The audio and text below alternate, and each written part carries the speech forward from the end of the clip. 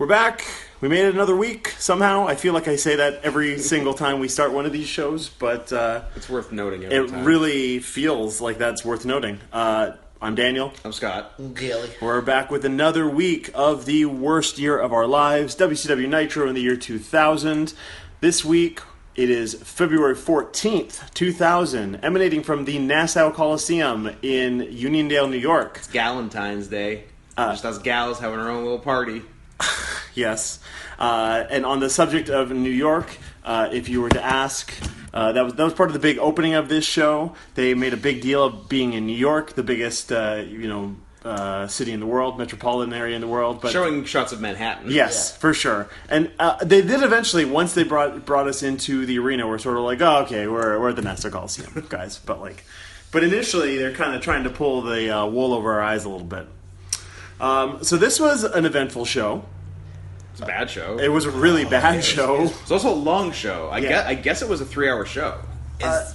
Was this the worst show we've seen? I think it could have been. This had to be the worst show we've seen. This or episode 1, I think, would be the worst, because that tag title tournament was fucking terrible, too. Yeah, that was bad. That at least... the matches were short and inoffensive, I felt, even though they were kind of offensive. They were offensive. This was just... Yeah, it was long... Without commercials, it was a little over 2 hours. I don't think it would have been a 3-hour show when it aired, but probably a good 2.5, 2:40 maybe. Which is a weird length for a show. It doesn't make any sense. Maybe it was a 2-hour show with just a giant fuck-ass overrun. Yeah. Like where the overrun was the last 2 matches. Yeah, basically. As Kelly brought up, they're like, well, if you're at home watching wrestling on Valentine's Day, you might as well fucking watch it all night because you're not going anywhere else. Yeah, basically. What else are you doing then? So things got started with a boom as they typically do on these Nitros. Jeff Jarrett and the Harrises came out to talk, which I feel like that's what they do every week, basically. Yeah. Jarrett and the Harrises, aka the entire NWO. Yeah, I was gonna say the elite NWO. Yeah. This is the Young Bucks and Kenny Omega before the Young Bucks and Kenny Omega, basically, right? This is the elite. This is the superior version, also. Yes, because we no longer have Scott Hall. He wasn't even on this show. No. And he's on the pay-per-view. I bet there's a 90% chance he was supposed to be on this show. Quite likely. Yeah. Because he does make it to the pay-per-view, but he never makes it to another WCW show after that. True. So I'm pretty sure the guy in the main event of the pay-per-view probably should have made an appearance. Probably should have been there. On the Go Home Nitro. Scott Steiner has been sent home paid due to the promo that I recreated last week. Bret Hart is MIA because of forever, I think. Bill Goldberg and Terry Funk. Kevin Nash has now jumped from the NWO and I guess has restarted the Wolfpack. It's the music he came out to. He comes out to the Wolfpack. At any rate, he's a face. Yes, he's a face. He's back. He's in a wheelchair with sexy nurses. Kind of got a little fat. I mean, that's fair. He did have foot surgery or whatever. So him not as fat as some people on this show. Oh yeah. Him and Jarrett, think of 2. Jarrett, who initially came out with the whole bevy of NWO women, who they then quickly shoot away. Yeah. And other than maybe one segment in the back, I don't think we saw any of them for the rest of the show. Yeah, there's just the one. But the one segment where they did have them, it seemed like there were so many that I thought the NWO women had started reproducing asexually. Osmosis. So the gist of it is Jarrett. It's mitosis, Kelly. Mitosis is asexual reproduction. Osmosis is the passage of water through a membranous surface. Come on. Same thing. So the gist fluids are exchanged. Yeah, that's the point. They're not. God damn it. So Jarrett just keeps calling Nash slap ass as opposed to slap nuts. He was referring to the people generally as slap nuts at the beginning of the promo, but when he was addressing Nash directly, it did become slap ass. He was slap ass. Slap ass is a game, not a person. Nash then decided to make Jarrett versus Sid as the main event for the show tonight, so the two of them could wear each other down for the three-way dance that he then announced for the pay-per-view, also involving Scott Hall, who, as we stated, was not there. Yeah. And also, going into the show, before that announcement, on the Go Home Nitro, the premise of the show was we don't know what the main event of the pay-per-view is. Yes. And it's initially announced that it is a non-title match tonight in the main event. Also, Kevin Nash makes a Billy Squire reference to Yeah. Jeff Jarrett. Other way around. Jarrett makes a reference to Nash about his 8-track player playing Billy Squire. No, Kevin Kevin Nash Nash makes the does. reference. I thought it was Jarrett making the reference. No, because he's making fun of Jarrett. He's like, you can go put on your single wide trailer in Yeah. Nashville, throw on your Billy Squire. You're right. Okay. Kevin Nash cooler than I thought he was. Anyways, That's not true. So our first match, we have a little bit of preamble. 3 count are practicing their choreography in the back. Lane and Idol, the team whose names I never knew were that. Yeah, they're there with Norman Smiley. Meet up with Norman Smiley. Norman's trying to convince them to wear matching New York Islanders gear with him. They're talking about looking fly in their current outfits, which are very circa 2000. Oh, so They are very of the time. And They are then shiny, open shirts. And then the former Lodi, now known as Idol, decided that he was above wrestling this match. He instead was going to go to the club. And fuck rats. We never see him again. Lane is the one who is on the cell phone saying that he's currently talking to rats. Yeah. They say rats 3 times in this promo. Yes. Lane also has the worst chin strap ever. oh, it's As we said, it's not even entirely a chin strap because the strap down the side of the jaw Yes. is not down the side of the jaw. No. It's down like the middle of his cheek. Yeah, it cuts and then in meets under at his the chin. cheekbone. Yeah. It's horrible. So, our first match, then... 2-on-3 handicap. Yes.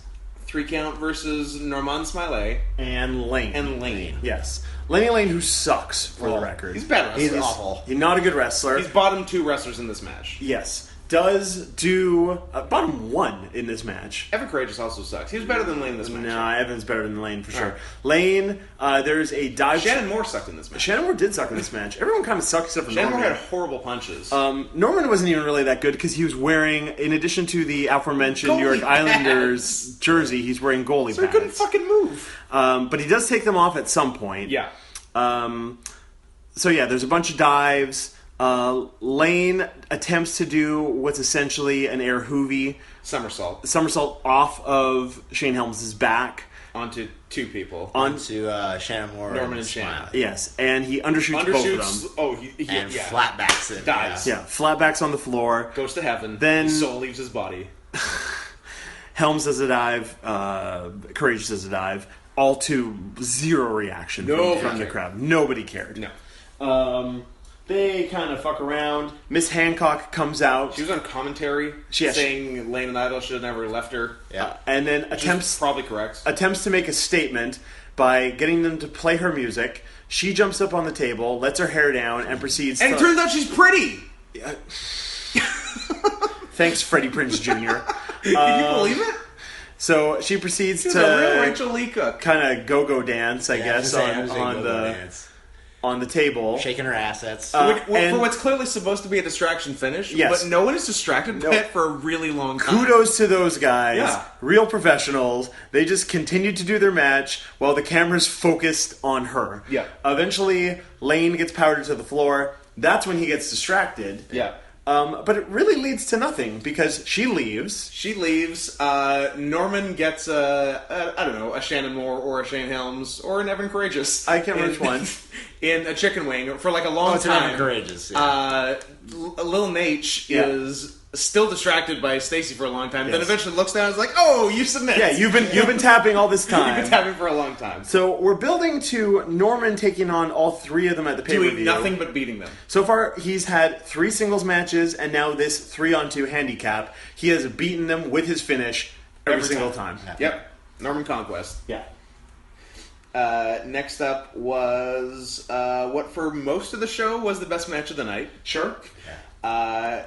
Tank Abbott, our number 2 with a bullet. Yes. In the WCW rankings, Yeah. in the Hot 100 rankings, we do make a new list of 100 every Nitro episode. There's probably legitimately 100 people employed by this company Sure. right now, so Lanny Poffo is always top 50. absolutely.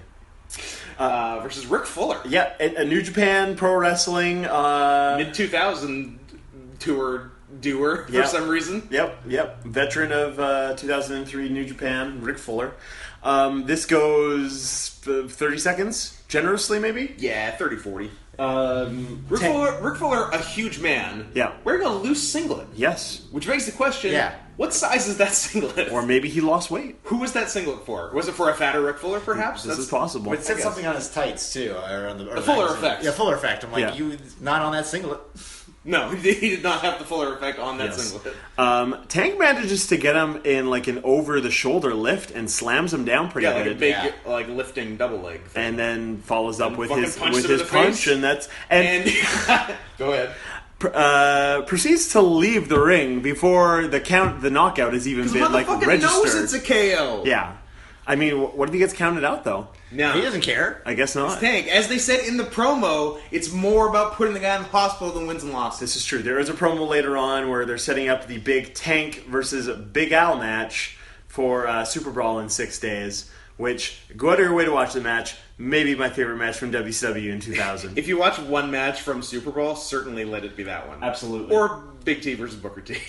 So, the next match I really don't understand.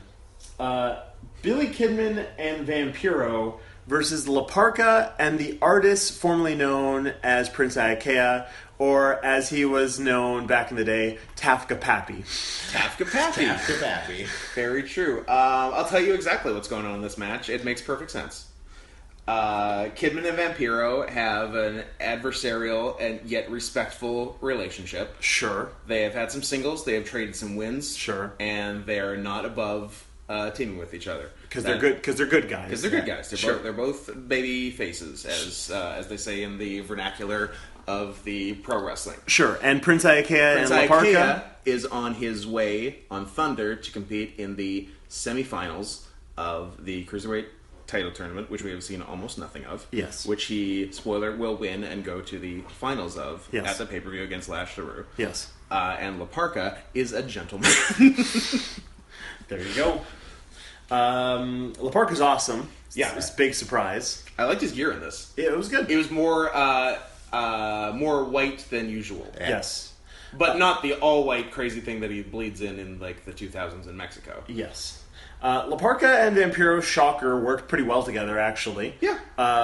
Early on, Prince Iaukea tries to cut off Vampiro, and either unbeknownst to him, or he just decided he's not going to sell for Prince Iaukea. It's the thing where, like, the guy runs against the ropes, and the partner of his opponent throws a knee up and hits him in, like, the small of the back, and then you're supposed to sell it. But Vampiro just kept on running. Ran right through it. Yeah. Fuck out Vampiro.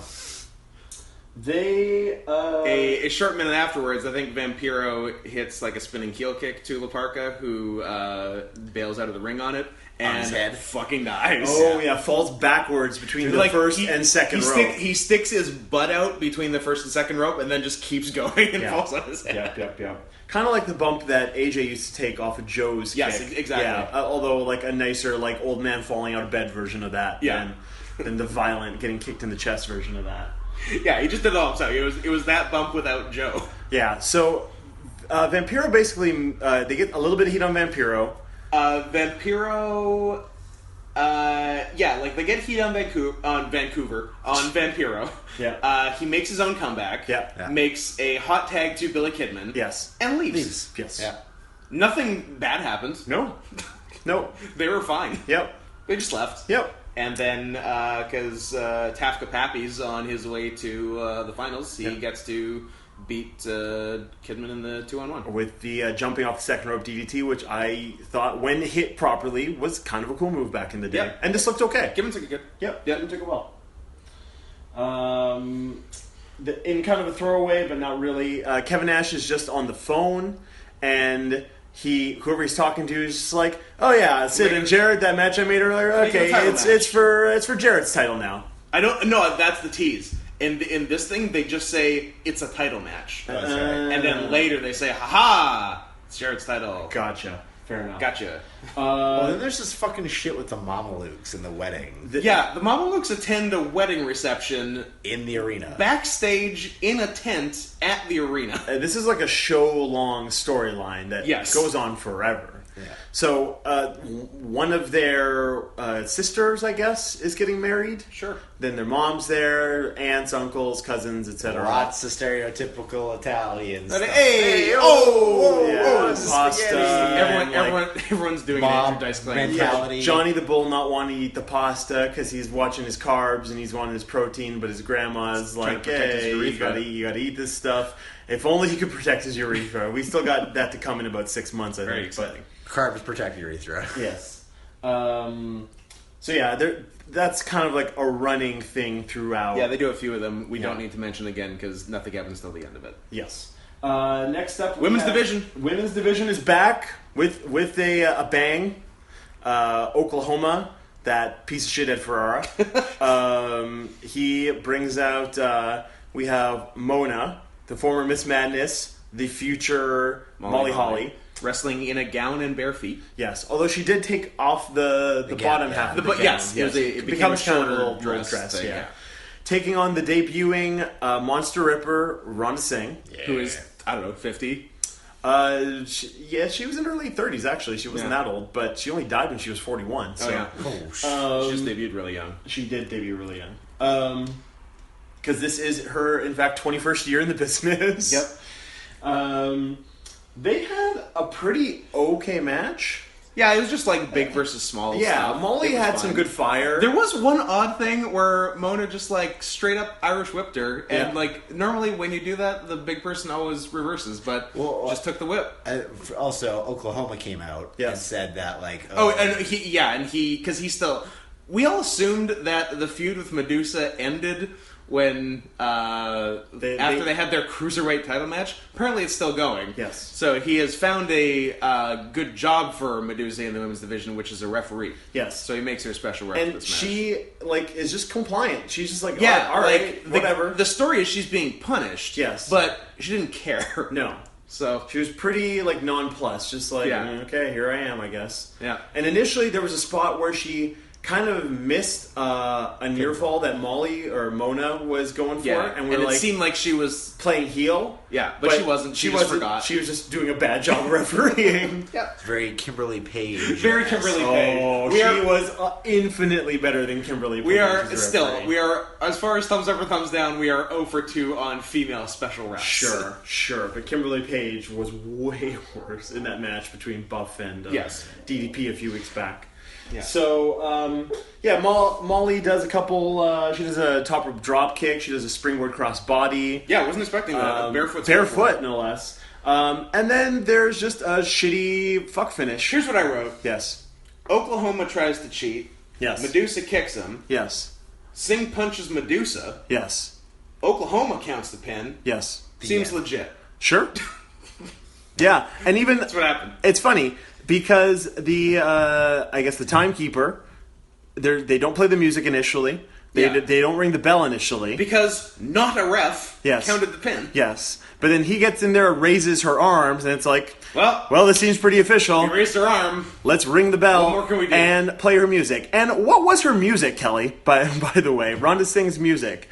Returning monster heel woman. I believe it was Chris Jericho's surf rock music? yeah, bass music when he first started. Yeah, Jericho 96, 97, babyface music. Which is one of my favorite themes. such a good theme. Yeah. Not one of my favorite themes for Rhonda Singh. Doesn't really suit her, if we're being honest. Funk versus Lex. Funk versus Lex. I just want to bring attention to this note right here. I'm going to read that. I hope. WCW rots in hell. Yeah. And that was at the conclusion of the last match. This person also refers to Oklahoma as Fat Eddie. Yes. We do take our own notes as well, but we're using some other notes as a we don't reference miss point. any segments. Yeah. So the total package: Lex Luger with Sad Elizabeth. taking on Terry Funk. Up to a point, this was probably the best match on the show. Best match of the show. Yeah. Terry Funk's a professional. Sure. Lex is made of glass. He is. They do kind of a funny bit at the beginning where Elizabeth is taking off Lex's his tank top and his tearaway pants.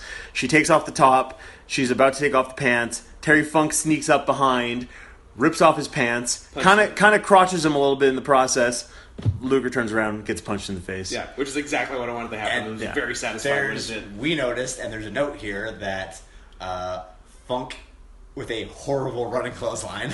Yes. Yeah. Oh yeah, like a real backyardy left-handed clothesline. I guess Funk's a lefter because he punched a lot with his left, Yeah, right? I think he's pretty ambidextrous. Yeah. But it was the hold your arm straight out Yes. at 90 degrees and just sort of bounce it off the guy. It just looks terrible. Looked bad. Luger, on the other hand, he's a real clothesline professional. I recall Sure. he threw a pretty nice one on the floor. Yeah. If Luger's good for anything, it's clotheslines. And Yeah. forearms. Yes. Running forearms. And killing Liz. So, how did this even end? I don't remember. Oh, Liz slid in the chair and then got in the ring, and then the match just got thrown out. Yeah, Funk missed a moonsault. Yes. Liz slid in the Well, chair. missed. Well, hit a guy in missing. Yeah. Liz slid a chair in, and Liz got in, and they said, "That's enough of this." Basically. And then he was going to break his arm with a chair, and then Arn Anderson came out dressed up as Jay In Leno. his Jay Leno cosplay. Yeah. Grab the chair, All denim everything. and it was just sort of like, nope, not going to do it. And That was it. And they agreed and parted ways. What Arn says goes, I guess. Tag title match? Yeah. Before we got to that, though, there had been a bunch of segments with Nash and the nurses in the back. Yeah. Nash made. And it was getting to the point, as I said, where like if they just started blowing him, it wouldn't have been out of place. No. So Nash, this is where Nash made the main event for the U.S. title. Yeah. Then he said he was feeling real under the weather and he needed some medicine. This is where I assumed they were going to blow him, but instead they sprayed whipped cream into his mouth. Then was the conclusion of the Italian wedding, where Daphne caught the bouquet. Yes. Laughed and screamed. Which brought out Crowbar and David Flair, who jumped the Mamelukes from behind and had like kind of a food fight, I guess. Cake fight. They threw cake fight, around. yeah. Immediately after this, it just Please keep in mind, yes, Flair and Crowbar Yes. don't like the Mamelukes. Yes. And the Mamelukes don't like Flair and Crowbar. Yes. Please remember this for 2 minutes from now. yes. So immediately we cut away. It's announced the match is for the WCW Tag Team Championships, which is held by the Mamelukes. Which we didn't remember. No. Even though Yes, the Mamelukes were wearing the titles Yes. in every promo. So much happens; it's hard to keep track of. Harlem Heat 2000 comes out. Stevie Ray and Fat T. Oh, yeah. So fat. Then Daphne, David Flair, and Crowbar come out covered in cake. Yes. Continuity. Yes. Then the Mamelukes come out. Jump him. They jump them. It's a three-way for the titles. Yeah. It's a real all over the place. Oh, it's not great. I can't tell you a lot that happened. No, I do. I Just know things. I know the finish. I think Crowbar was decent in it. Crowbar sneaking his way into the top 5. I'd mentioned, yes. Crowbar is sneaking his way into our top 5 out of the top 100. Yeah. He's a real underrated worker, and he definitely carries the load for his team. Yeah. You don't say. Understatement. Yes. What the fuck happens? I don't even remember. Well, it's not important. Here is what's important. Here's the finish. Stevie and Vito. Stevie and Vito in the Are ring. legal. Stevie's getting the advantage. Hits the ropes. David Flair hits him from behind with a crowbar. He gets small packaged by Vito. Yeah. David Flair, who hit him with the crowbar, Yes. just stands there and watches. Seems okay with this turn of events. Yes. Happy with the fact that his rivals Win win the match retain the titles. because of him. Yes. Doesn't seem to care. No. Then Harlem Heat 2000, who are upset about all this. Do a series of the best moves Yes. I've ever seen. Stevie completely no-sells getting hit by a crowbar. Yeah. Oh, before Oh, that, yeah. there was the one slapjack Yeah. before that in the match. Oh, yes, that led to the yeah. Stevie did a standing slapjack Yes. on Stamboli. No, Crowbar. On Vito.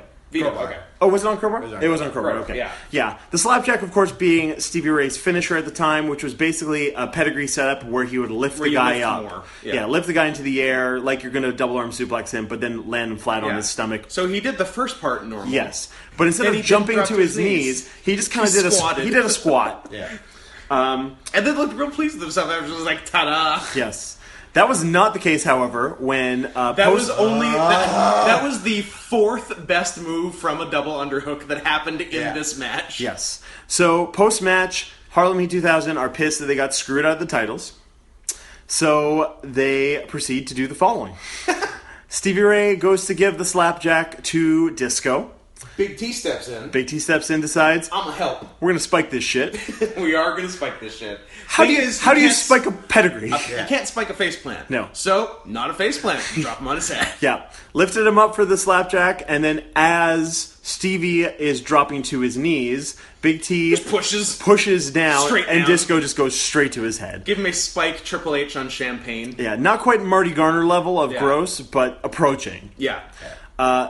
It was at this point, Big T sets up for the Pro River Plunge. Yeah, which none of the commentators Knew what the move was. know No, what he's doing. they're They like, think oh, he's doing going for his own slapjack. No, But- guys, he has his own finisher. Keep in mind when we reviewed the last show that had Big T doing a Tiger or Pearl River Plunge. Yes, which was on Booker T Yeah. a couple of weeks back. And if you remember, when he got him up, he sort of fell over like a schlub. Yes. And did it. So now it's time to redeem himself. Yes. On Vito. On Vito. Yes. Vito, who's not like a small guy. Pretty big guy. But whatever, Big T's got all that mass to him, so he could probably get him up, right? Yep. So he gets Vito up, and Vito, I don't think really jumped or really helped all that much, so he had Not a lot. to. He got him up halfway, and then had to force him all the way up. Which in that case, he got him up, sort of, going forward for the Pearl River Plunge. Then it just kind of collapsed on itself, And then he fell forward He fell himself. forward You're himself. supposed- by the way, you're supposed to sit down with Yeah. this move. And Vito fell on top of him. Yeah. Yes. They all just kind of fell into a pile. Also, Stevie was trying to spike this. So Yes. he kind of gets in the way. It's a real mess. Yeah. Then they go to do the same thing to Johnny the Bull. Stevie does a better job of spiking it. Ahmed still finds a way to fall to a knee. To not sit down. Yes. But he actually hit it somewhat clean. That was the cleanest one he hit the Yeah. entire time. Yeah. It was a real mess, if I were to say anything. Yeah. Yeah. Then- We had a canyon. Oh, sorry. Post that. So they just got beat down by Harlem Heat yeah. in their moves. Then Flair and Crowbar decided they had to run out and hit them with stuff afterwards as well. Yeah, after they helped them retain the titles. Correct. Yeah. Made lots of sense. It was good stuff. Yeah. Then we had a Canyon promo wearing what first just appeared to be like the WCW World Title. Yeah. And Which we're is like, held by Sid. yeah, and we're like, I don't remember Canyon winning the title. No. If you look closer at the nameplate, it says Jimmy King on it. Yes. It's the title from Ready to Rumble, which they Yes. are promoting. Yeah. The only other thing I wrote about that was, has Canyon always had a terrible lisp? Because this was nonsense. It was like crazy. I think it's the character he's portraying. Chris Champagne Canyon? Yes. All right. Or Champagne Chris Canyon. CCK either way. I can't remember which one it actually is. But oh, and he's got some random women with him that really don't do anything and aren't memorable whatsoever. Correct. But they do come out later for his match dressed up in these kind of skimpy heart Valentine. bikini things Yeah. with like bad blonde wigs. Mamalukes are getting stretchered out because of the beating. They just make their comeback and decide they don't want to get stretchered out. Yeah. And they challenge the freaks or whatever they are to initially what's called a Sicilian stretcher match, and then later in the same promo, an Italian stretcher match. Should have quit while you were ahead. Yes, for the pay-per-view, I'm assuming. Yeah. The next match we have is a WCW Hardcore title match. It is Bam Bam Bigelow versus The Wall. They did some hardcore stuff. Yep. Bam Bam gave him a flapjack off the second rope through a table. Yep. Then he picked him up and hit the Asbury Park for a clean win. Yep. Match of the night. It was pretty good. Inoffensive. 3 minutes. Yep. I mean, it was your standard WCW 2000s hardcore brawl, but Yep. it was all right. Yeah. Not too bad. There was like a lot less to complain about than every other match. Yeah. So low bar, but so far match of the This night. is true. Although the one bummer is like randomly after the match, the Wall just decided he got to get his heat back, and he chokeslammed Chokeslammed. Bam Bam. Just because why not? WCW in 2000, everybody. Yeah. And Brian Knobbs came out and did something after the match. Yeah. So I'm guessing it's him and Bam Bam at the pay-per-view. that I sounds guess. right. Yeah. Seems like it should be him and Fit Finley based on everything up to this week, but what are you going to do? Yeah.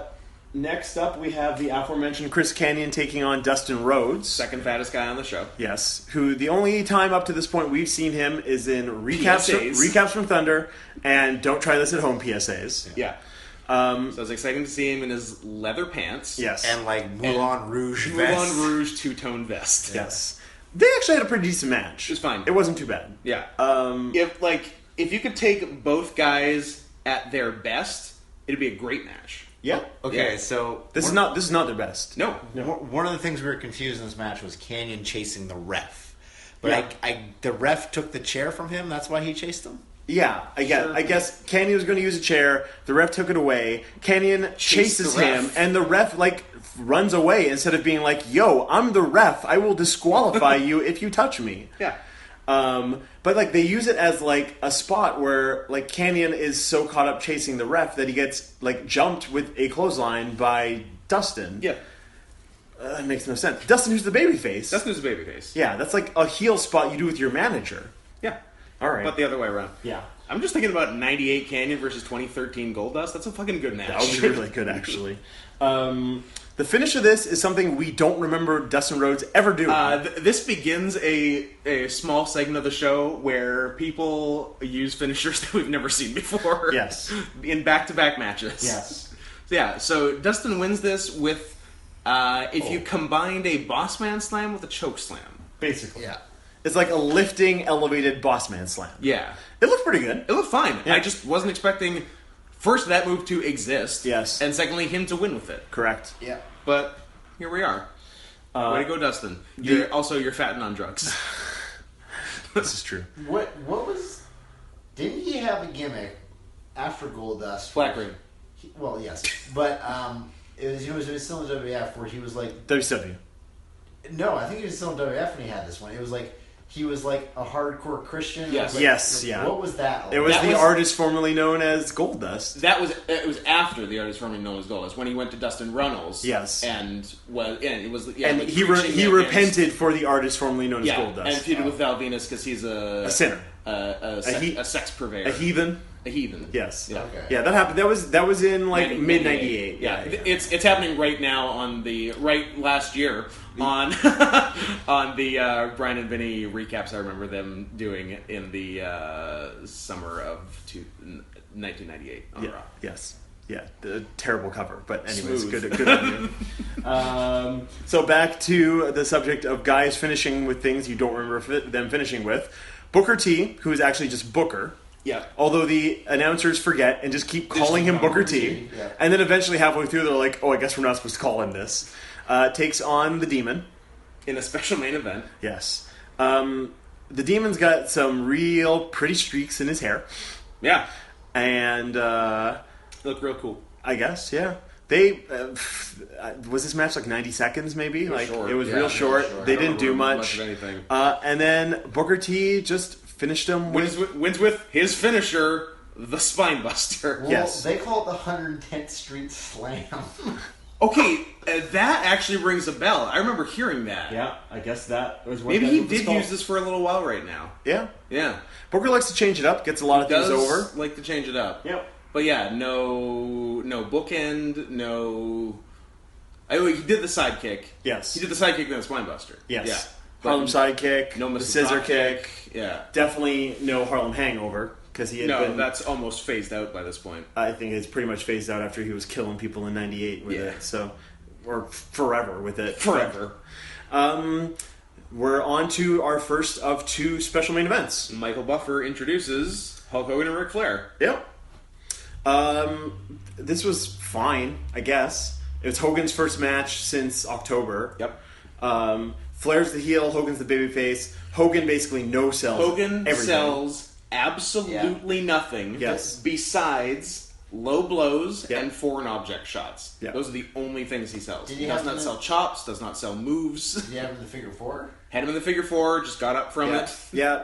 Made his classic Hogan comeback after Flair got a little bit of what I guess you can call heat. Yeah. But Heat where the face doesn't sell. basically.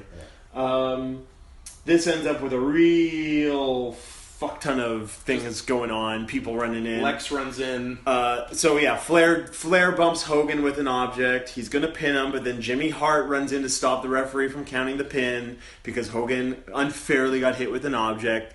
But then Lex comes in and goes to jump Jimmy, whose hand was broken by Lex previously. Then Terry Funk goes in to even the odds, but Liz stops him. Then, in the process, Hogan's arm does get stomped by Yes. by Luger. which I guess is setting up some heat and like a reason that Luger can actually get some heat on him for their singles match on the pay-per-view. But he coming probably up. still won't. Hogan's probably still going to no-sell everything. So this did actually set up 2 pay-per-view matches, in theory. I don't know if they happen on the pay-per-view, but in theory it's Hogan, Luger, and Flair Funk. They do happen on the pay-per-view. Excellent. Good job. Okay, booking team. But then Hogan still... Oh, actually, I kind of did out of order. Hogan clears the ring, does his cup the ears and his usual 80s shtick. Then Luger jumps him, hits him with the bat, stomps his arm. Yeah. Sets up the... Luger did come out twice. Yeah, Luger came out, then got chased off. Then after like all the security had chased everyone off, Luger just came back again. Which brings us to our main event. Okay, I just read that little bullet there. I didn't know that was said. Madden said that Hogan looks like a hot dog left in the microwave too long. I missed that as well, but that is an apt description of one Mr. 2000's Terry Bollea. Sid and Jarrett for Jarrett's U.S. title. Sid could become a double champion. He could. He doesn't. No, because that would involve a clean win. Yes. And you don't get those on these shows. We don't. We got... 1? 2? Booker's was clean. Tank's was clean. And Bigelow. So 3. As clean as you can get in a hardcore match. Yeah. Yeah. There was no outside interference. That's it was not interference. It's that he hit a move. Under the context, the rules of the match, it was clean. Yeah. Yes. So Sid and Jarrett brawl around a bunch. Sid kind of takes advantage, goes to chokeslam him. That's something I've noticed about this WCW like 2000 style is it's go for your finish as fast as you can. Get in, get out. You're not paid by the hour. Yeah, because I recall in a Sid Scott Hall match a few weeks back, maybe last week. Yeah. We hit the chokeslam. Sid hit all of his big moves immediately, and then Hall came back through interference and cheap shots. Yeah, and that's Hall, basically who's now a face, by the way. Yes, that's basically what happened here. Jarrett low blows him when Sid's going for the chokeslam. Then he gets him in a sleeper hold, wears him down a little bit. Sid gets a comeback. The best is Jarrett. That's right. Sid gets his comeback, goes for the powerbomb. In the process of powerbombing him, Jarrett, I guess, kicks Mickey J. He eye raked him. Yeah, I guess so. Yeah. Mickey J's off selling in the corner. Jarrett reverses out. Gets the title belt. Gets the title belt, hits Sid with the title belt, goes for the pin. 1-2 kick out. Oh, very dramatic. Kicks out of the pinfall because of the slow count for Mickey J, who's still selling. Yep. Jarrett gets pissed at Mickey J, so he gives him the stroke. Yeah, Mickey J takes it well. Yep. It was good. It's a stupid move, but he took it well. Yep. Then he goes to give Sid the stroke. Sid counters it to his Chris Benoit Crippler crossface. Which was awesome. Oh my god. Sid, still number 1. Yeah. That kept him there. Still the greatest. I love he's like, well, I vanquished this guy, so his move's mine now. I vanquished him by losing to him and him quitting. Basically. The Harris brothers run out to stop Sid, although it's not like there was a referee there to count the fall and give Sid the title. Nope. Oh, that's right. Then the Harrises come in, they jump Sid, Jarrett gets a guitar, hits him over the head. Wins. Pins him, their evil referee, Johnson or whatever, Slick Johnson. Yeah. He runs out, counts the pin. Real shitfest of a show, WCW. These 2 guys and a guy that we didn't see tonight will be wrestling for the world title. I don't know about you, but I'm real stoked for Super Bowl. I'm stoked for Scott Hall's last match. It's a good thing we're going to watch it, right? We've already watched the only match that matters. Yeah, no, the only match that matters on that show is, in fact, Tank Abbott versus Big Al. Have I watched it 10 times in the last year? That's an exaggeration. Probably legitimately 3 or 4, yeah. Yeah, quite a bit. No, we will not be watching Super Brawl. However, we will be telling you the results before we do the next we will be back to cover next week's Nitro, February 21st, the night after Super Brawl. We'll see how that goes, I guess.